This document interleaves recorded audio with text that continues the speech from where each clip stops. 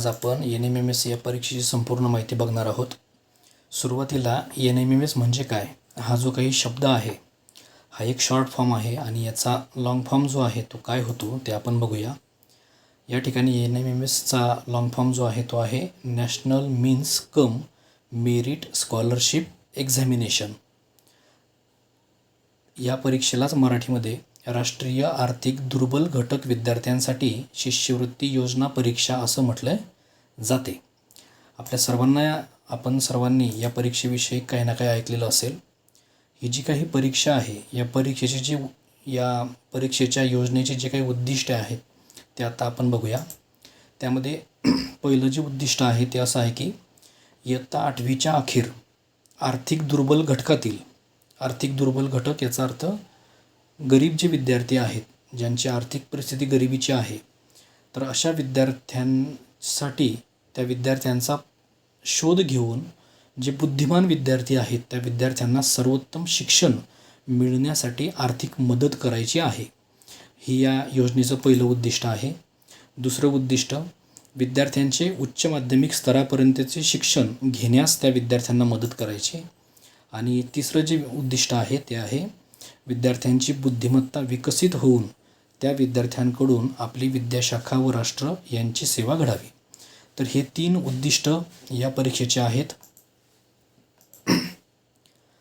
या परीक्षेचं स्वरूप कसं आहे आणि कोण ही परीक्षा आयोजित करते तर ही परीक्षा केंद्र शासनामार्फत आयोजित केली जाते. MOE म्हणजे मिनिस्टर ऑफ एज्युकेशन भारत सरकार यांच्यामार्फत ही जी परीक्षा आहे ही परीक्षा घेतली जाते. 2007 आणि 2008 पासून आर्थिक दुर्बल घटकातील विद्यार्थ्यांसाठी ही परीक्षा जी आहे ती सुरू केलेली आहे. त्याशिवाय या परीक्षेला कोण बसू शकतंय म्हणजेच परीक्षेला बसण्यासाठीची जी काही पात्रता आहे ती काय आहे हे आता आपण जाणून घेऊया. तर सगळ्यात पहिला जो मुद्दा आहे तो मुद्दा म्हणजे महाराष्ट्र राज्यातील कोणत्याही शासकीय शासनमान्य अनुदानित स्थानिक स्वराज्य संस्थेतील इयत्ता 8वीमध्ये शिकत असलेल्या आणि जे विद्यार्थी खालील निकष पूर्ण करतायत असे विद्यार्थी या परीक्षेला बसू शकता आहे. लक्षात घ्या, शासकीय शासनमान्य अनुदानित म्हणजे ज्या शाळांना शासनाचं ग्रँट आहे, शासनाची आर्थिक मदत ज्या शाळांना दिली जाते त्या शाळेतील विद्यार्थी जे आहेत आणि त्याशिवाय स्थानिक स्वराज्य संस्था याचा अर्थ जिल्हा परिषदच्या शाळा, महानगरपालिकेच्या शाळा, कटक मंडळांच्या शाळा या सर्व हे जे काही स्थानिक स्वराज्य संस्था आहेत यातील विद्यार्थी या परीक्षेला बसू शकता आहेत. फक्त अट आहेत, खाली काही दिलेल्या अटी आहेत बघा. तर त्या अटींची एकदा पूर्तता केली की तुम्ही या परीक्षेला बसू शकता आहे. तर तुम्ही जर कधी शासकीय शाळेमध्ये किंवा शासनमान्य अनुदानित शाळांमध्ये तुम्ही प्रवेश घेतलेला असेल तर किंवा स्थानिक स्वराज्य संस्थांमध्ये प्रवेश घेतलेला असेल तर तुम्ही या परीक्षेला बसू शकताय. त्याशिवाय पालकांचं जे काही उत्पन्न आहे म्हणजे पालकांचा याचा अर्थ आई आणि वडील दोघांचं मिळून तर जो विद्यार्थी या परीक्षेला बसेल त्या विद्यार्थ्याच्या आई किंवा वडिलांचं म्हणजेच पालकांचं जे आर्थिक उत्पन्न आहे ते 3.5 लाखापेक्षा कमी असलं पाहिजे. याचा अर्थ 3.5 लाखापेक्षा जास्त उत्पन्न जर त्यांचं असेल तर ते विद्यार्थी या परीक्षेला बसू शकत नाही किंवा त्या विद्यार्थ्याला तो जरी पात्र झालेला असेल तरीसुद्धा त्या विद्यार्थ्याला ही जी काही शिष्यवृत्ती आहे ही दिली जाणार नाही जर त्यांचं आर्थिक उत्पन्न हे 3.5 लाखापेक्षा जास्त असेल तर. त्यानंतर तिसरी एक जी अट आहे ती आहे बघा की तो जो काही विद्यार्थी किंवा विद्यार्थिनी आहेत त्याला 7वीच्या वर्गामध्ये 55% गुण मिळवून तो विद्यार्थी उत्तीर्ण झालेला पाहिजे.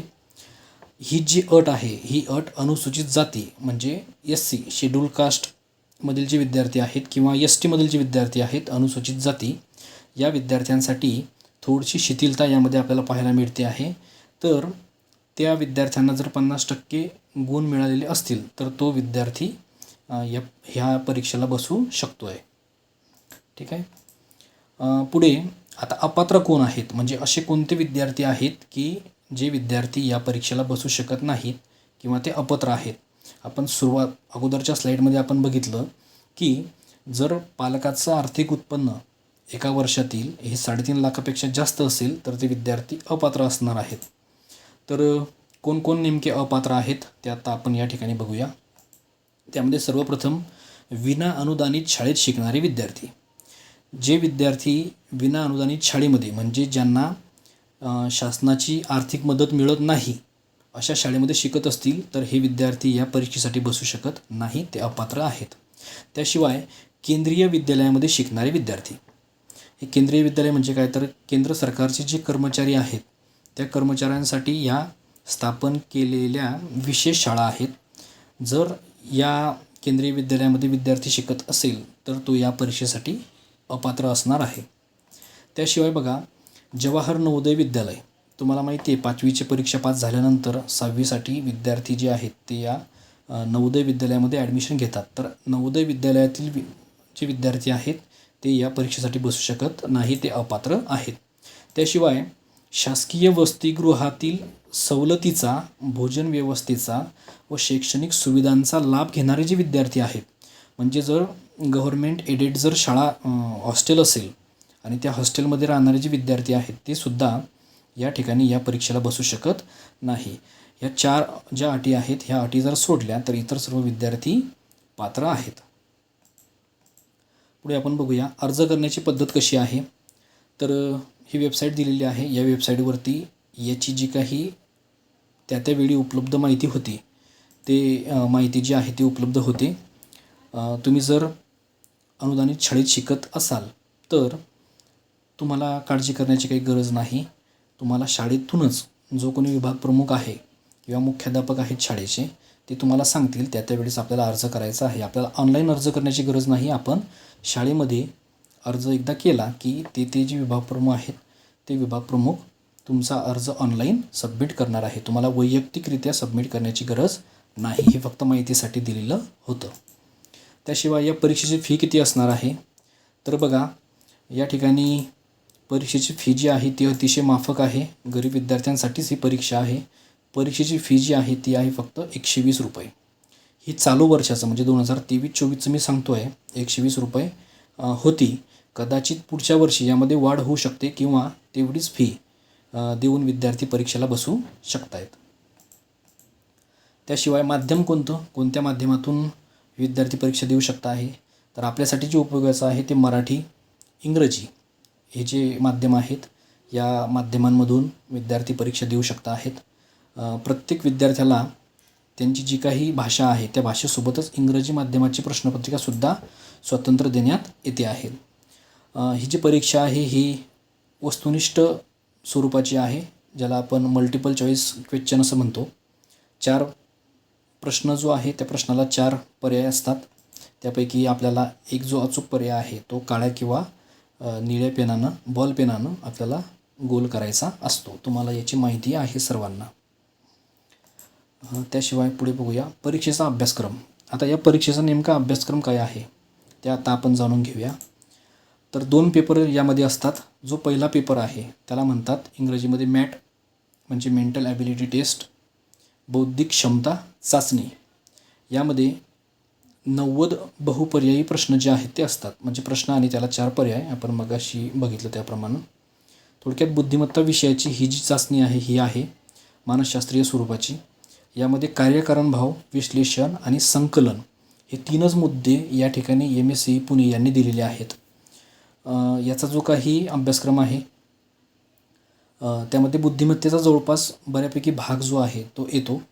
90 प्रश्न जे आहेत ते याला असतील आणि आपल्याला मगाशी सांगितल्याप्रमाणे प्रश्न आणि त्याचे 4 पर्याय, जो अचूक पर्याय आहे तो आपल्याला गोल करायचा आहे. तर हा पहिला पेपर आहे बौद्धिक क्षमता चाचणीचा म्हणजेच मॅटचा. त्याशिवाय दुसरा एक पेपर जो आहे तो असणार आहे, त्याचं नाव आहे सॅट, शालेय क्षमता चाचणी. तर ही जी चाचणी आहे, आता हे जरा व्यवस्थित बघा हा मुद्दा, ही सामान्यतः इयत्ता 7वी व 8वीच्या अभ्यासक्रमावर आधारित असेल. म्हणजे फक्त 8वीचा अभ्यासक्रम यासाठी मर्यादित नाही आहे, तर त्यासोबत मागच्या वर्षीचा म्हणजे 7वीचा अभ्यासक्रमसुद्धा यासाठी विचारात घेतला जातो आहे. काही प्रश्न जे आहेत ते मागच्या इयत्तेचे म्हणजे 7वीच्या इयत्तेचे आपल्याला विचारले जातात. काहीच प्रश्न असणार आहे, ते जास्तीत जास्त प्रमाण जे आहे ते 8वीचं असणार आहे, परंतु काही प्रश्न हे 7वीच्या इयत्तेचे सुद्धा आपल्याला विचारले जाणार आहे. आता यामध्ये पहिला जो विषय आहे बघा तो आहे सामान्य विज्ञान. सामान्य विज्ञानावर आधारित एकूण 35 जे गुण आहेत ते याला दिलेले आहेत. म्हणजे 35 प्रश्न जे आहेत ते याचे असणार आहे. त्यामध्ये भौतिकशास्त्र 11 गुणांसाठी आहे, रसायनशास्त्र 11 गुणांसाठी आहे, जीवशास्त्र हे सुद्धा 11 गुणांसाठी आहे. म्हणजे सामान्य विज्ञान या विषयाला 35 गुण आहेत. त्याचं हे वर्गीकरण 3 मुद्द्यांमध्ये दिलेलं आहे, 11, 11 आणि 13. आता आपण जर 8वीचं पुस्तक जर बघितलं तर त्या पुस्तकामध्ये साधारणतः एकूण 19 धडे आहेत. या ठिकाणी तुम्हाला व्हिडिओमध्ये दिसत असेल बघा, 1 ते 19 हे अनुक्रमणिका आहे आणि या 19 धड्यांवर आधारित आपल्याला 35 प्रश्न जे आहेत ते विचारले जाणार आहेत. म्हणजे साधारणतः 19 दुनी 38, जवळजवळ एका धड्यावरती आपल्याला 2 प्रश्न कदाचित विचारले जाऊ शकतात. यांचं प्रमाण जे आहे ते काही त्यांनी दिलेलं नाही, परंतु आपण अंदाज लावू शकतो की सरासरी आपल्याला 2 जे प्रश्न आहेत ते एका धड्यावरती विचारले जाऊ शकतात. हे झालं सामान्य विज्ञानचं. त्याशिवाय जो दुसरा विषय आहे तो आहे सामाजिक शास्त्र. याला एकूण 35 गुण आहेत. तर 35 गुणांपैकी इतिहास हा जो विषय आहे या विषयाला 15 गुण आहेत. त्याशिवाय इतिहासचे जर आपण धडे बघितले तर ते एकूण 14 धडे आहेत 8वीच्या इतिहासामध्ये. म्हणजे प्रत्येक धड्यावरती साधारणतः एक प्रश्न तरी विचारला जाईल. याचं प्रमाण कमी जास्त होऊ शकते. त्याशिवाय जो नागरिकशास्त्र आहे तर नागरिकशास्त्र विषयावरती एकूण 5 प्रश्न जे आहेत ते विचारले जातील. आपण जर पुस्तकाची अनुक्रमणिका बघितली तर ती आहे 6 धडे आपल्याला आहेत. म्हणजे सरासरी प्रत्येक धड्यावरती एक प्रश्न आपल्याला विचारला जाऊ शकतो. त्याशिवाय भूगोल हा विषय जो आहे हा 15 गुणांसाठी आहे. त्यामध्ये एकूण 11 धडे आहेत आपल्याला. 11पैकी आपण 10च धडे आपण पकडूया, कारण 11वा परिशिष्ट आहे क्षेत्रभेटपर्यंत. म्हणजे 10 धड्यांवरती आपल्याला 15 गुणांसाठी सरासरी एक जो धडा आहे तो 1.5 गुणांसाठी असं आपण म्हणू शकतो आहे. म्हणजे हे झालं सामाजिक शास्त्राचं. तर 35 गुणांसाठी हा विषय आहे. अगोदर आपण बघितलं विज्ञानचं, तो सुद्धा 35 गुणांना. सामाजिक शास्त्र हा सुद्धा 35 गुणांना. त्यानंतर तिसरा जो घटक आहे दुसऱ्या पेपरमधला तो आहे गणितचा. गणित हा विषय एकूण 20 गुणांसाठी आपल्याला यावरती आधारित प्रश्न विचारले जातील. आणि आपण जर अनुक्रमणिका जर बघितली तर आपल्याला 17 जे धडे आहेत ते धडे यामध्ये दिलेले आहेत. मग सरासरी आपण असं म्हणू शकतो आहे की प्रत्येक धड्यावरती एक तरी प्रश्न विचारला जाईल. असे 3 विषय जे आहेत ते दुसऱ्या पेपरसाठी असणार आहे. पहिला जो पेपर आहे त्याचं आपण बघितलं त्यामध्ये आपल्याला 90चे 90 प्रश्न जे आहेत ते बुद्धिमत्तेवर आधारित आहेत. या ठिकाणी दुसऱ्या पेपरमध्ये आपल्याला 3 विषय सामान्य विज्ञान, सामाजिक शास्त्र आणि तिसरा विषय आहे गणित. तर असे आपल्याला 90 जे प्रश्न आहेत ते प्रश्न सोडवायचे आहेत. म्हणजे 90 आणि पहिल्या पेपरमध्ये 90 अशी 180 मार्कांची ही जी चाचणी आहे ही चाचणी होणार आहे. आता परीक्षा कधी असते, कारण आपल्याला परीक्षा कधी आहे जर आपल्याला समजलं तरच आपल्याला अभ्यासाचं व्यवस्थितपणे काटेकोरपणे नियोजन आपल्याला करता येते आणि आपण परीक्षा व्यवस्थितपणे पार पाडून आपण त्यामध्ये उत्तीर्ण होऊन शकतो. तर जी काही फायनल एक्झाम आहे आपली ती असते साधारणतः डिसेंबर महिन्यामध्ये ही परीक्षा घेतली जाते. अभ्यास कधी सुरू करावा, आता हा फार महत्त्वाचा प्रश्न आहे. कारण बुद्धिमत्तेचं आपण स्वरूप जर बघितलं तर ते खूपच म्हणजे व्यास्ट असं त्याचं स्वरूप आहे दुसऱ्या पेपरच्या तुलनेत. तर तुम्हाला जर या परीक्षेत उत्तीर्ण व्हायचं असेल, फक्त उत्तीर्ण होऊन उपयोग नाही, तर तुम्हाला जर स्कॉलरशिप मिळवायची असेल तर अभ्यासाचं नियोजन करणं हे फार महत्त्वाचं आहे. डिसेंबर महिन्यात परीक्षा घेतली जाते हे आपण बघितलं. मग तुम्ही अभ्यासाचं नियोजन कधी सुरू केलं पाहिजे, तर 7वीची जी परीक्षा आहे वार्षिक परीक्षा सत्र 2ची परीक्षा, ती परीक्षा संपली की लगेच आपण या परीक्षेचा अभ्यास सुरू करायला पाहिजे. आता तुम्ही म्हणाल की सर आता आमचीच गेल्या काही दिवसा अगोदर परीक्षा संपलेली आहे, आम्हाला एन्जॉय करायचं आहे, कुठेतरी फिरायला जायचं आहे, अभ्यासातून थोडासा निवांत आम्हाला वेळ काढायचा आहे, तर तुम्ही ह्या सगळ्या गोष्टीसुद्धा करू शकताय. हा जो काही 1.5 महिन्याचा जो काही कालावधी आहे परीक्षा संपल्यापासून ते शाळा सुरू होईपर्यंतचा, तर हाच जो पिरियड आहे हा ठरवेल की तुम्ही या परीक्षेत उत्तीर्ण होऊ शकता आहे का नाही आहे. कारण हा वेळ फार महत्त्वाचा आहे. हा जर वेळ तुम्ही उगीचच वाया घालवला तर त्याचे जे परिणाम आहे म्हणजे वेळेचा सदुपयोग करायचे जे काही फायदे आहेत ते जर तुम्ही आत्ता घेतले तर नक्कीच त्याचा फायदा तुम्हाला होणार आहे. कारण आता तुम्ही जर असं ठरवलं की महिन्यापासून आपण परीक्षेच्या अभ्यासाला सुरुवात करूया, तर मेपासून डिसेंबरपर्यंत साधारणतः पहिल्या किंवा दुसऱ्या आठवड्यामध्ये जर परीक्षा झाली तर मे ते डिसेंबर फक्त 8 महिने आहेत. आणि या 8 महिन्यामध्ये आपल्याला पूर्ण वर्षभराचा जो काही अभ्यासक्रम आहे तो आपल्याला पूर्ण करायचा आहे.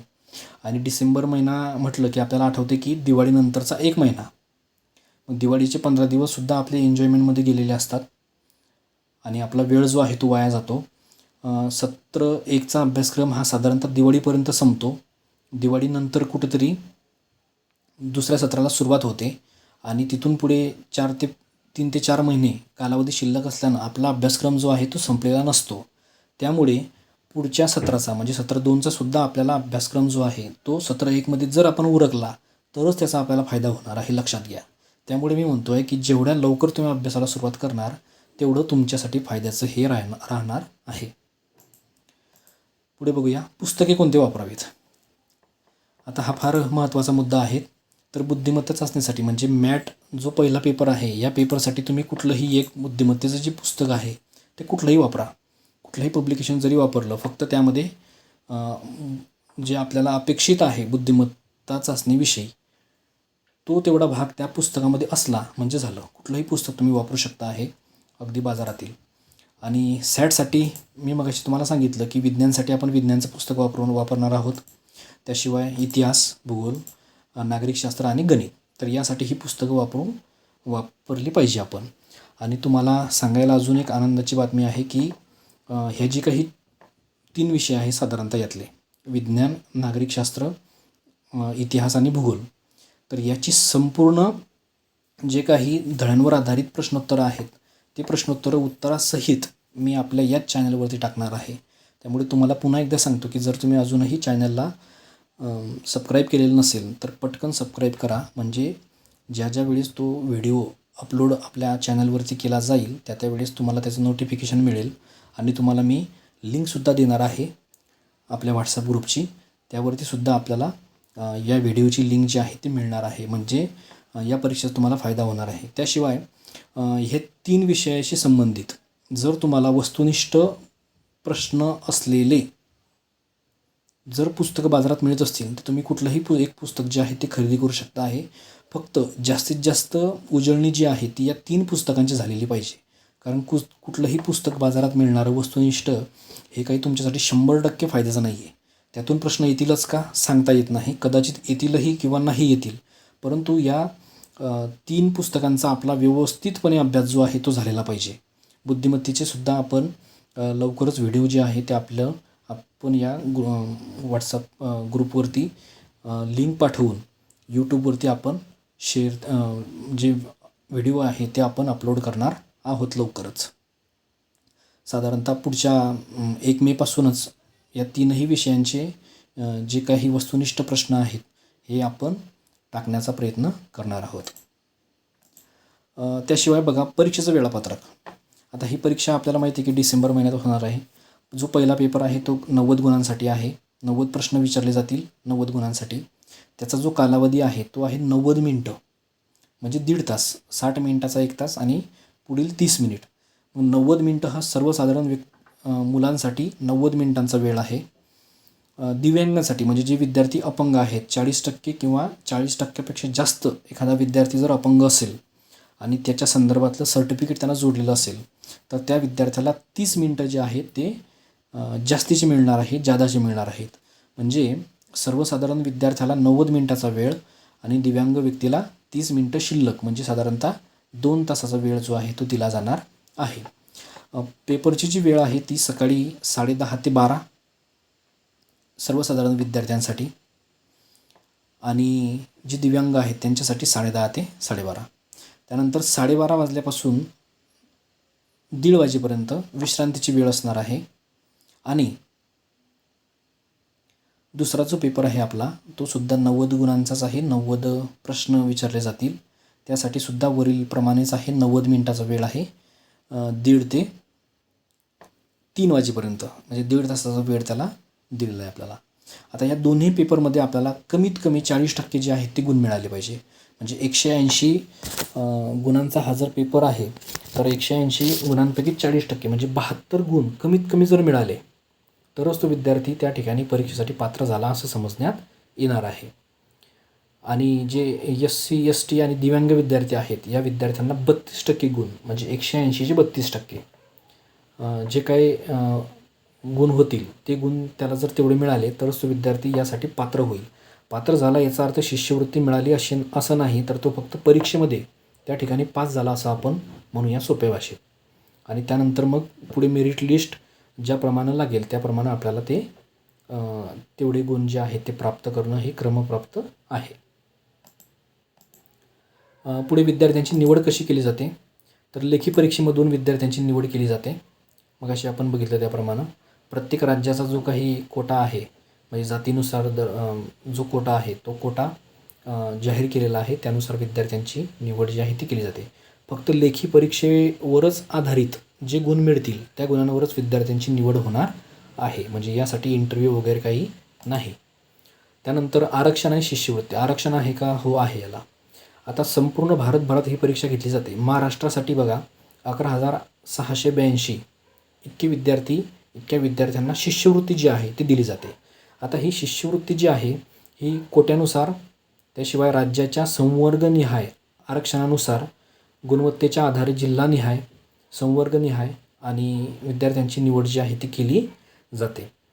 यातला फक्त महत्त्वाचा मुद्दा असा की 11,682 लोकांमध्ये विद्यार्थ्यांमध्ये आपला जो क्रमांक आहे तो क्रमांक आपल्याला आला पाहिजे. ठीक आहे. पुढे निकाल कधी घोषित केला जातो, तर साधारणतः फेब्रुवारी महिन्याच्या पहिल्या किंवा दुसऱ्या आठवड्यामध्ये या परीक्षेचा निकाल जो आहे तो जाहीर केला जातो. यामध्ये काही तांत्रिक अडचणींमुळे वेळसुद्धा लागू शकतो, याचंसुद्धा आपल्याला भान पाहिजे. त्यानंतर शिष्यवृत्ती किती मिळते. आता हा फार महत्त्वाचा मुद्दा आहे. तुम्ही व्हिडिओच्या थंबनेलमध्ये बघितलं असेल 48,000.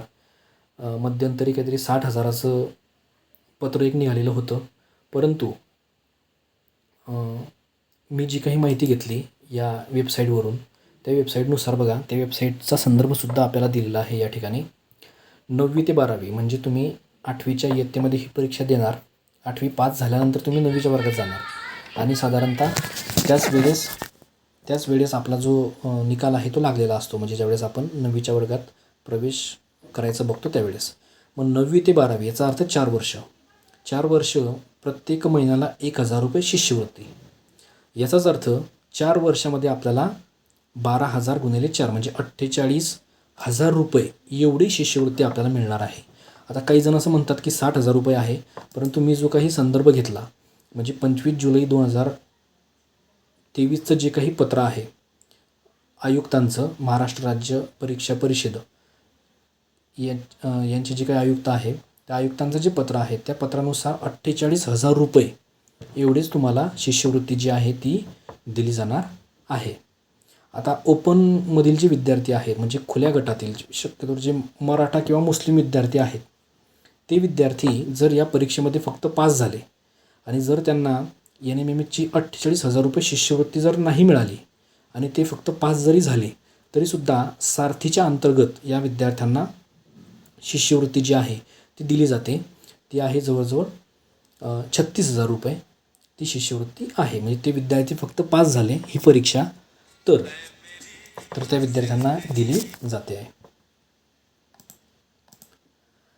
आता एखाद्या विद्यार्थ्याला समजा कुठला एक विद्यार्थी आहे त्या विद्यार्थ्याला शिष्यवृत्ती मिळाली 48,000 रुपये जे आहेत ते त्याला दर वर्षाला 12,000 रुपये याप्रमाणे त्याला ती मिळतील. फक्त त्यासाठी काही अटी आहेत बघा. आता तर तो विद्यार्थी ज्यावेळेस 10वीच्या वर्गामध्ये जाईल त्यावेळेस त्या विद्यार्थ्याला 60% गुण जे आहे कमीत कमी 60% किंवा त्यापेक्षा जास्त गुण जे आहे ते मिळाले पाहिजे. जर नाही मिळाले, समजा एखाद्याला 59% किंवा त्यापेक्षा कमी गुण मिळाले तर ही शिष्यवृत्ती जी आहे ही शिष्यवृत्ती त्याला 11वीला आणि 12वीला ही त्या विद्यार्थ्याला दिली जाणार नाही. आणि जे काही अनुसूचित जाती आणि जमाती म्हणजे SC आणि ST या कॅटेगरीचे विद्यार्थी आहेत तर या विद्यार्थ्यांना थोडी शिथिलता 5% यामध्ये दिलेली आहे. त्या विद्यार्थ्यांना 55% गुण जे आहेत ते गुण त्या विद्यार्थ्याला जर मिळाले तरच त्या विद्यार्थ्याला 11वीला आणि 12वीला शिष्यवृत्ती ही दिली जाणार आहे. दुसरं असं की तो जो काही विद्यार्थी आहे तो विद्यार्थी 9वीमध्ये आणि 11वीमध्ये, आता हा मुद्दा फार महत्त्वाचा लक्षात घ्या, 9वीमध्ये आणि 11वीमध्ये प्रथम संधीमध्ये उत्तीर्ण होणं आवश्यक आहे. जर एखादा विद्यार्थी 9वीमध्ये उत्तीर्ण झाला प्रथम संधीमध्ये, 10वीमध्ये त्याला 60% गुण मिळाले आणि जर त्यानं 11वीला ॲडमिशन घेतली, 11वीला मी यासाठी म्हणतो आहे की सगळेच विद्यार्थी 11वीला ॲडमिशन घेत नाहीत. काही विद्यार्थी 11वीला ॲडमिशन घेतात, काही विद्यार्थी 10वीच्या त्या विद्यार्थ्यांना मिळालेल्या पर्सेंटेजच्या जोरावर त्या विद्यार्थ्यांनी जर एखाद्या डिप्लोमाला ॲडमिशन घेतली, तर डिप्लोमा म्हणजे काही 11वी नाही आहे, तर डिप्लोमाला जर त्या विद्यार्थ्यांना ॲडमिशन घेतली तर त्याला 11वीला आणि 12वीला शिष्यवृत्ती मिळणार नाही. ती फक्त कधी मिळेल ज्यावेळेस तो विद्यार्थी 11वीला ॲडमिशन घेईल आणि 12वीला तो जाईल, तोपर्यंतच त्याला ही शिष्यवृत्ती जी आहे ती मिळणार आहे. तर सर्वांना परीक्षेसाठी शुभेच्छा देतो मी.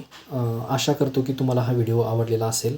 जर तुमच्या काही शंका असतील तर खाली कमेंट बॉक्समध्ये शंका तुमच्या ज्या आहेत त्या टाका. त्या शंकांची उत्तरं जी आहेत ती देण्याचा मी नक्कीच प्रयत्न करेल. सर्वांना परीक्षेसाठी शुभेच्छा. भेटूया नवीन व्हिडिओमध्ये.